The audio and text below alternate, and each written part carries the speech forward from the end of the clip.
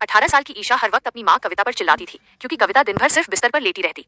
ईशा को लगता कि उसकी माँ बेहद आलसी और बेरुखी है। कॉलेज की फीस मांगते हुए ईशा ने ताना मारा, दिन भर बेकार पड़ी रहती हैं आप। कविता ने बिना कुछ कहे अलमारी से लाखों रुपयों से भरा बैग ईशा को दे दिया। नफरत में अंधी ईशा पैसे लेकर दिल्ली चली गई और 4 साल तक माँ को एक फोन तक नहीं किया।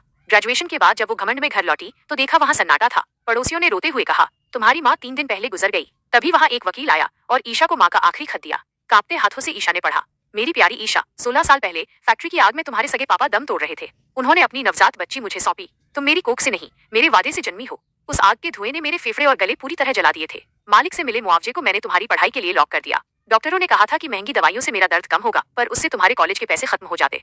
इसलिए 16 साल तक मैंने वो भयानक दर्द बिना दवा के सहा। बोलने पर गले से खून आता था। मैं बिस्तर पर आलस में नहीं लेटी थी ईशा। मैं हर पल अपनी टूटती सांसें बचा रही थी ताकि तुम्हारी पढ़ाई पूरी होने तक जिंदा रह सकूं। तुमसे दूरी बनाई ताकि तुम मुझसे नफरत करके आसानी से आगे बढ़ सको। यह पढ़ते ही ईशा के रोंगटे खड़े हो गए।